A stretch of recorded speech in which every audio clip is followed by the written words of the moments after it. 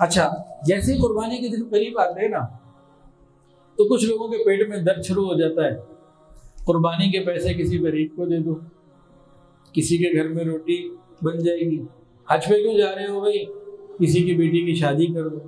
یہ ان کو پیٹ میں درد انہی دو باتوں پہ کیوں ہوتا ہے بھائی؟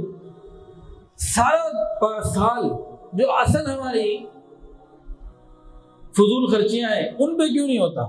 موبائل 3 لاکھ کا بھی نہیں 4 لاکھ کا لیں گے، اس کے علاوہ فیشن شو کے نام پہ اور جناب برتھ ڈے کے نام پر اور کرسمس کے نام پر اور بے شمار دوسری غلط چیزوں کے نام کے اوپر بے شمار پیسہ خرچ ہوتا ہے، اس کے اوپر ان کو پیٹ میں درد نہیں ہوتا۔ وہاں نہیں خیال آتا کہ بھئی برتھ ڈے نہ مناؤ، شریعت میں پسندیدہ نہیں ہے، یہ پیسے کسی غریب کو دے دو، وہاں کیوں خیال نہیں آتا؟ اور بہت سارے ایسے موقع جہاں یہ خیال آنا چاہیے، یہ صرف قربانی اور حج کے موقع میں کیوں آتا ہے؟ اصل میں ان کو پیٹ میں درد اس لیے کہ یہ انہیں اچھا نہیں لگتا کہ مسلمان اللہ اور اس کے رسول کے حکم پر عمل کر رہے ہیں، تو بہت سے نوجوان، بہت سے مسلمان اس پروپیگنڈے کا شکار ہو جاتے ہیں۔ دیکھیں، اللہ کا حکم ہے قربانی کرنا، نبی کا طریقہ ہے قربانی کرنا، مسلمان نے وہ کرنا ہے، کوئی دو چوائس نہیں۔ اب ان کے پیٹ کے درد کا علاج تو ممکن نہیں ہے ہمارے لیے، ہم نہیں کر سکتے، اللہ ہی انہیں توفیق دے تو بہت اچھا، نہیں تو پھر مرنے کے بعد ان کا ہو جائے گا علاج۔ لیکن پھر بھی ہم مسلمانوں میں جو دماغ میں خرابی آ جاتی ہے اس کو دور کرنے کے لیے 2-3 باتیں عرض کر دیں۔ ظاہری طور پر محسوس ہوتا ہے کہ بھئی بجائے حج پہ جانے کے یا قربانی کرنے کے کسی کا پیٹ بھر دو، بظاہر لگتا ہے کہ یار یہ بات تو سمجھ میں آنے والی ہے، بات ایسی نہیں ہے۔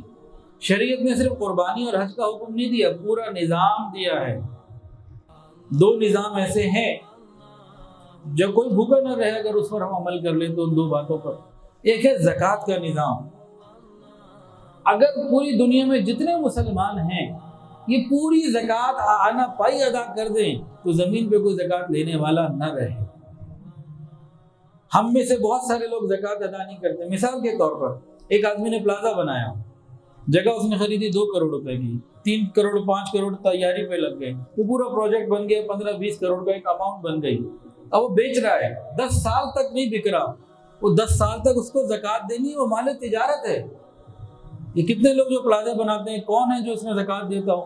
سوسائٹیاں بنا رہے ہیں، کالونیاں بنا رہے ہیں جو سیل کے لیے لگا دی ہیں، کتنے ان میں جو پوری زکوٰۃ دیتے ہو؟ پھر کتنی عورتوں کے پاس گھروں میں زیور ہے جو پوری زکوٰۃ دیتی ہیں؟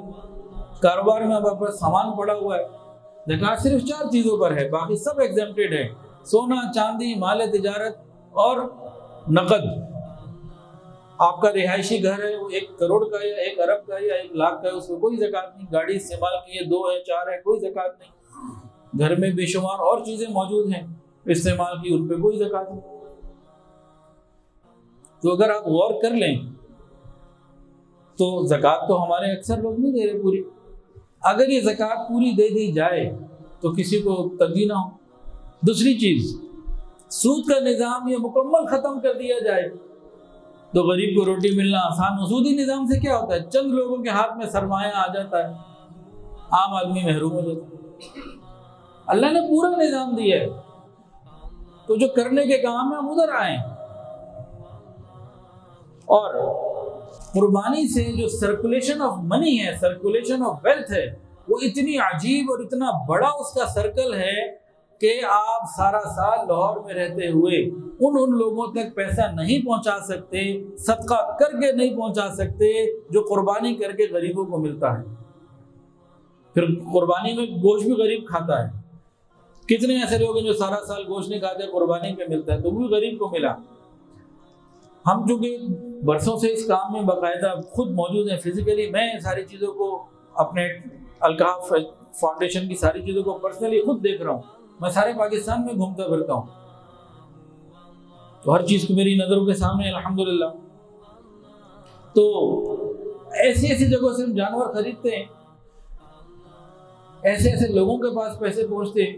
گلگت چترال، ابھی بھی ہماری ٹیم چترال گئی بھی ہے، اپر چترال میں اور مختلف جگہوں پہ، باہر جہاں جانا بھی مشکل، میں آپ سے کہوں آپ چلیں، نہیں چلنے کو آپ بھی تیار ہوتے ہیں۔ تو ان کے پاس سے ہم نے جانور خریدے، پیسے دیے، کتنے ایسے لوگ ہیں کہ پورے سال میں پورے گاؤں میں نا 2-3 ہی جانور ہوتے ہیں، وہ پیسہ ان کو ملتا ہے اور جانور ہم وہی ذبح کرتے ہیں، وہ کھا بھی وہی لیتے ہیں۔ وہ پیسہ کون پہنچائے گا وہاں پہ؟ آپ تو لاہور میں تقسیم کرو گے۔ پھر وہ جو پیسہ آتا ہے، کوئی اپنا قرضہ ادا کرتا ہے اور کوئی اپنے درجنوں کام اس نے سوچے ہوئے ہوتے ہیں یہ مجھے کام کرنا ہے۔ پھر لاہور میں دیکھ لیں، جب آپ منڈی جاتے ہیں جانور لینے تو رسی تک بھی غریب کے کام آتی ہے، وہاں سے آپ کے گھر جو لے گئے وہ پک اپ والا، وہ غریب آدمی، امیر آدمی ہوتا تو اپنے گھر بیٹھا ہوتا ہوں، کوئی کاروبار کر رہا ہوتا، وہ غریب آدمی ہے۔ پھر گھر میں جو آپ لاتے ہیں صفائی کے لیے، چارہ ڈالنے کے لیے، وہ سب پھر غریبوں سے کام لیا جاتا ہے۔ تو اس میں بہت تفصیل ہے، اس میں جو سرکولیشن آف ویلتھ ہوتی ہے نا، پورے جو اس کا پہیہ چلتا ہے معیشت کا، وہ انسان حیران ہو جاتا ہے۔ یہ کھالیں آتی ہیں، اس سے ایک انڈسٹری، اس سے ایک روزگار، وہ ایک چیز ہے، لمبی اس کی تفصیل ہے۔ خلاصہ یہ ہے کہ ہمارا جو فائدہ ہے دنیا کا بھی اور آخرت کی، رب کی ماننے میں۔ ویڈیو کے نیچے سبسکرائب کے بٹن پہ کلک کریں، بیل کے آئیکن پہ کلک کیجئے تاکہ ہر نئی ویڈیو کی نوٹیفیکیشن آپ کو مل جائے۔